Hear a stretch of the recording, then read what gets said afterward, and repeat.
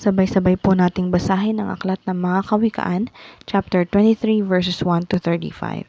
Kung ikaw ay kasalo ng may mataas na katungkulan, huwag mong kalilimutan kung sino ang iyong kaharap. Kung ikaw man ay matakaw, pigilan mo ang iyong sarili.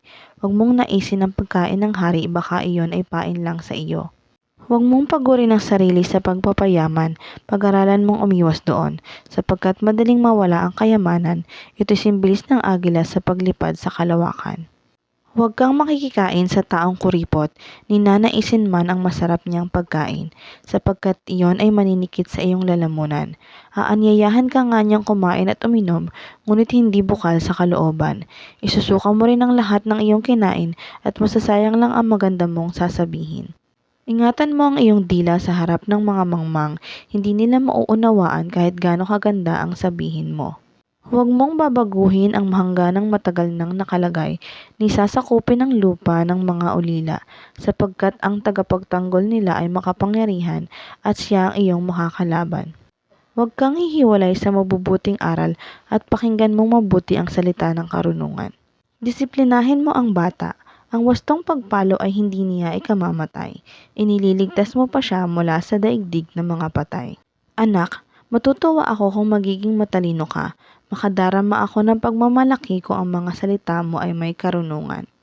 Huwag kang maiinggit sa mga makasalanan. Sa halip, si Yahweh ay laging igalang at sundin. Kung magkagayon ay gaganda ang iyong kinabukasan.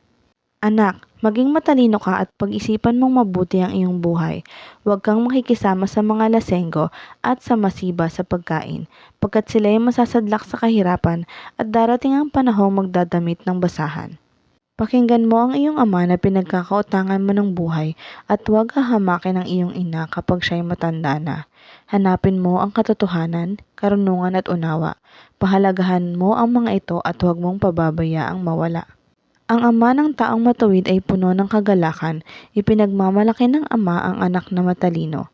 Sikapin mong ikaw ay maging karapat-dapat ipagmalaki ng iyong mga magulang at madudulutan mo ng kaligayahan ng iyong ina.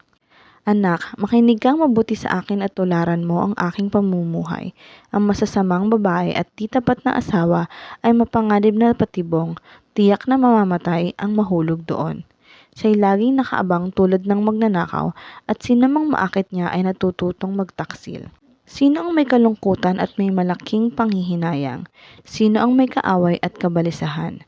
Sino ang nasusugatan ng di nalalaman? At sino ang matang pinamumulahan?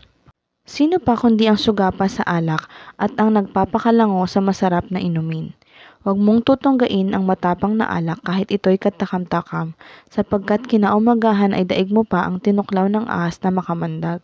Kung ano-ano ang iyong sasabihin at hindi ka makapag-isip ng mabuti, ang makakatulad mo'y nasa gitna ng dagat at hinahampas ng malalaking alon. Pasuray-suray kang maglalakad at sasabihin mo, ano sa akin kung ako'y mahandusay?